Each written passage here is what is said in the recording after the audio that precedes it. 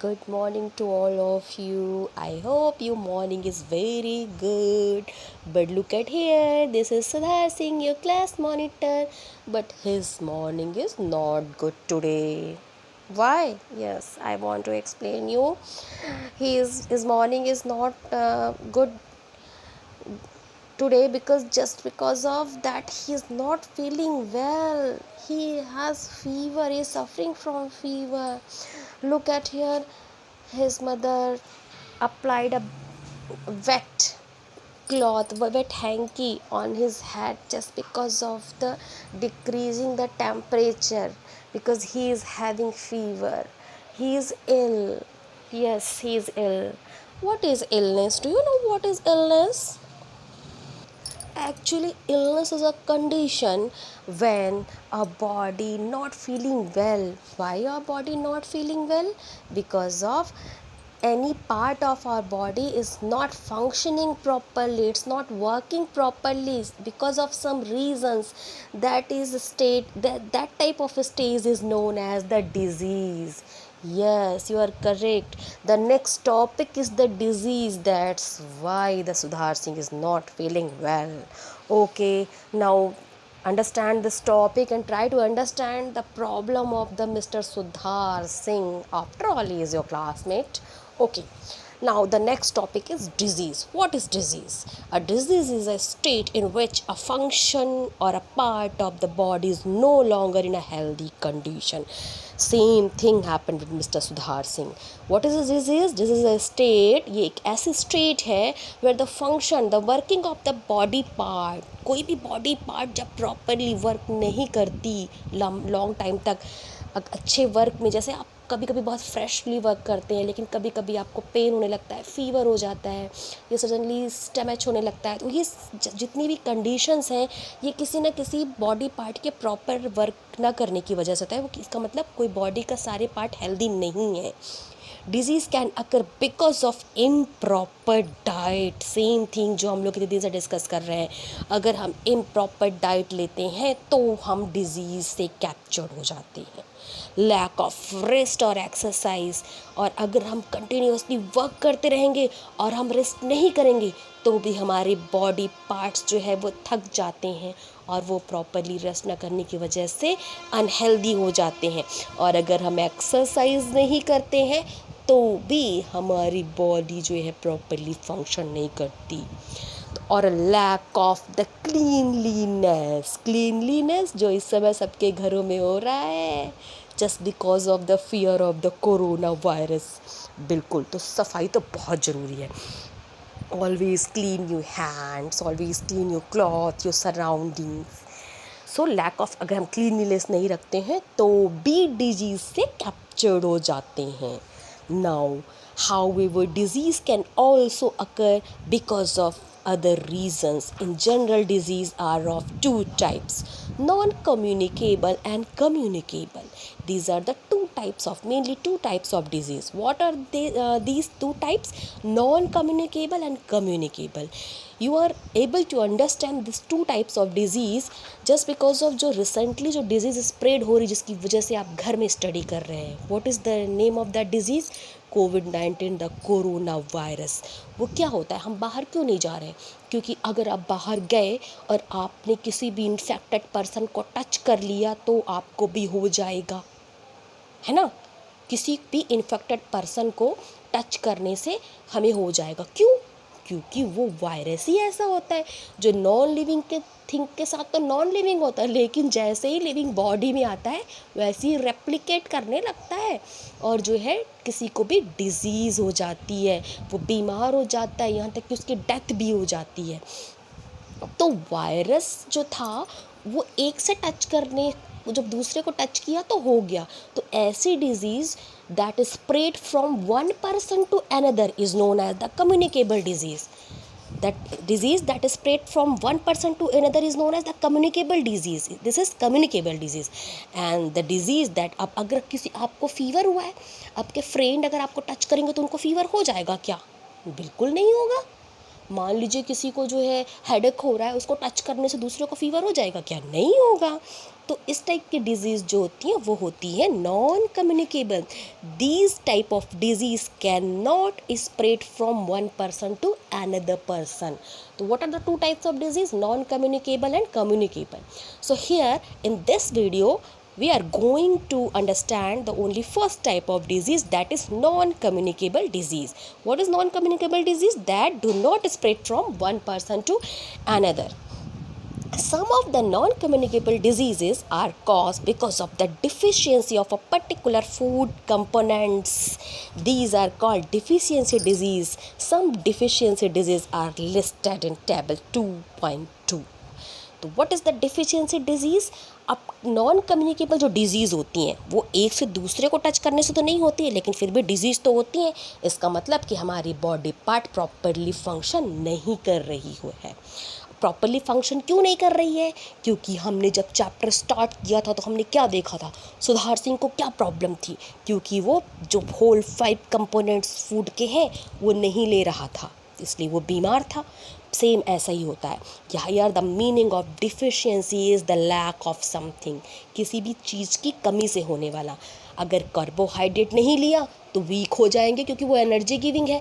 Protein नहीं लिया तो मसल्स वीक हो जाएंगी. एज इट इज़ जो है बहुत सारी चीज़ें होती हैं. मिनरल्स नहीं लेंगे तो जो मिनरल नहीं लेंगे उसकी लैक से होने वाले डिजीज़ हो जाएंगी. Just like I want to give one example. Calcium is a mineral. अगर आप कैल्शियम नहीं लेंगे, मिल्क ड्रिंक नहीं करेंगे तो बोन्स जो है वो स्ट्रॉन्ग नहीं होंगे, टीथ स्ट्रॉन्ग नहीं होंगे और समय से पहले बूढ़े हो जाएंगे. कमर भी झुक जाएगी, दांत भी टूट जाएंगे. तो दिस इज़ द, लेकिन आप मिल्क ज़रूर लेंगे, है ना, क्योंकि आपने पढ़ा हुआ है. चलिए अब हम आते हैं कुछ डिफिशियंसी डिजीज़. अब अगर कोई कहे कि डिफिशियंसी डिजीज़ क्या कम्युनिकेबल होती है? बिल्कुल नहीं होती है, क्योंकि जो हमने कंपोनेंट्स नहीं लिए फूड के वो हमारी प्रॉब्लम है, आपके फ्रेंड की प्रॉब्लम नहीं है. वो आपसे आपके फ्रेंड को नहीं होने वाली. तो this is non communicable disease. Non communicable जो कम्युनिकेशन से नहीं फैलती हैं. The first is the night blindness. Just as the name suggest, बिल्कुल वैसी डिजीज़ है. नाइट ब्लाइंडनेस मतलब रात में बहुत कम दिखता है, बहुत वीक दिखता है. बेटा आपकी अर्चना मैम को भी बहुत कम दिखता है, क्योंकि जब वो छोटी थी तो उनको पता नहीं था कि विटामिन इन खाना चाहिए, इसीलिए. तो नाइट ब्लाइंडनेस किसकी लैक से होती है? Vitamin A. तो आप विटामिन ए ज़रूर लीजिएगा. और ये हमें, और विटामिन ए आप कैसे लेंगे? आपको क्या पता है विटामिन ए किस में होता है? Here, read it. Green leafy vegetables, papaya, carrot, mango, milk, butter and egg yolk. ये सारी चीज़ों में विटामिन ए होता है. तो ये सब खाएंगे तो विटामिन ए सफिशिएंट अमाउंट में होगा और आपकी आँखें बहुत अच्छी रहेंगी. Next is the berry. This is the lack of the vitamin B. ये होती है विटामिन बी की लैक से. और विटामिन बी आपको कहाँ से मिलेगा? Milk, peas, cereals and the green vegetables. इसीलिए बोलते हैं बेटा ग्रीन वेजिटेबल खाओ. चलिए अब आते हैं स्कोवी. ये होती है विटामिन सी की लैक से. आप विटामिन सी नहीं लेंगे तो जो है स्कर्वी हो जाएगा. और हमें विटामिन सी मिलेगा कहाँ से? तो जितने भी सॉरी टेस्ट के फ्रूट्स होते हैं ना, जो भी खट्टे फल होते हैं या वेजिटेबल्स, उनमें होता है आंवला, orange, lemon and tomato. Rickets it's vitamin D की लैक से होता है. ये मिलता है हमें मिल्क एंड मिल्क प्रोडक्ट से. मिल्क और मिल्क से बनी हुई जैसे like the curd, the paneer, the cheese, ये सब ईट करना चाहिए. Goitre, this is called iodine. Iodine की कमी से ग्वाइटर होता है और इसके लिए हमें आयोडाइज सॉल्ट लेना चाहिए. आयोडीन की हमें बहुत थोड़ी सी अमाउंट में ज़रूरत होती है क्योंकि this is a mineral. And the cranberries and the sea food, जो भी सी फूड, क्रैनबेरीज और जो सॉल्ट हम लेते हैं उसमें थोड़ी अमाउंट में जो है आयोडीन होना चाहिए. अदरवाइज़ जो आपका नेक होता है ना वो स्वेल अप हो जाता है, बहुत फूल जाता है और अच्छे भी नहीं दिखते और प्रॉब्लम भी होती है. Next is the anaemia. Anaemia means समझ लीजिए ब्लड बहुत कम है. तो ये जो है किसकी लैक से होता है? आयरन की लैक से होता है. तो ये आयरन हमें किन सब्सटेंसेस में मिलता है? Spinach, apple, guava, brinjal and meat. तो आज के बाद कोई भी वेजिटेबल देगी मम्मा तो आप मना नहीं करेंगे क्योंकि आपको पता है what is good for you. Now one picture is given here, look at carefully. First, actually 3 friends are sitting here. First is the Mohan. Mohan just cannot stop sneezing. Some people are very sensitive to dust or certain other substances. आपने देखा होगा जब भी आप brooming करते हैं या जब भी आप डस्टिंग करते हैं तो उस टाइम पर किसी को छींक आने लगती है.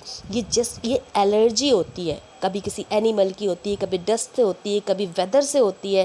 तो exposure such substances often make this people ill, causing sneezing, itching and rashes. कभी कभी किसी मेडिसिन से भी हो जाता है तो बहुत ही इचिंग होने लगती है। तो ये जो होती हैं ये एलर्जी है। नेक्स्ट आप देख रहे होंगे कि इसका कलर कितना डल लग रहा है और ये कितना वीक लग रहा है, क्योंकि ये एनीमिक है, इसको एनीमिया है। तो किस चीज़ की डिफिशियंसी है इसे? आयरन की। इसने आयरन नहीं लिया है, इसलिए इसको ये खाने के लिए सजेस्ट करना चाहिए। Next is the Bunty, it's lots of ice cream. देख रहे हैं दिस इज़ टू फैटी, और इसे तो बहुत सारी डिजीज़ हो जाती हैं, डायबिटीज़, हार्ट डिजीज़, बहुत सारी डिजीज़ होती हैं। इसलिए जो है हमें बहुत ही ऑयली एक्सेस अमाउंट में फ़ैट नहीं खाना चाहिए, बहुत थोड़े अमाउंट में खाना चाहिए। Now some other deficiency diseases given here. Diseases such as the allergies are caused when a person is sensitive to certain substances. ये जो एलर्जी थी जो मोहन जी में थी, ये क्यों थी? क्योंकि इनको किसी न किसी सब्सटेंस से या किसी मेडिसिन से या किसी केमिकल से वो बहुत ही सेंसिटिव होते हैं, उनकी बॉडी जो है उनके अगेंस्ट रिएक्ट करने लगती है। Disease such as the obesity and heart conditions are caused by the excess intake fatty food. जब भी हम एक्सेस अमाउंट में फ़ैट लेने लगते हैं तो वो ब्लॉक करने लगता है हमारे वेन्स, जो आर्टरीज़ होती हैं उनके प्रॉपरली फंक्शनिंग में। इसकी वजह से हमें बहुत सारी डिजीज़ हो जाती है, इसलिए बहुत ज़्यादा अमाउंट में फैटी फूड नहीं लेना चाहिए।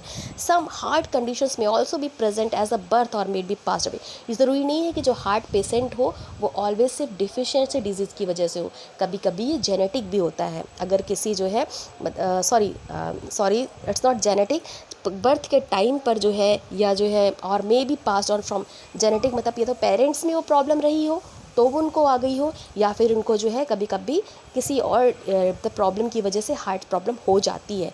Disease such as the diabetes and arthritis may be caused when a part of body fails to function properly. जब भी जो है जो डिज़ीज़ होती है डायबिटीज़ और आर्थराइटिस, इसमें जो है बॉडी का जो वर्क होता है, जो फंक्शन होता है वो प्रॉपरली वर्क नहीं कर पाते हैं। Disease such as the cancer can be cause due to smoking, excessive drinking और due to the environmental population.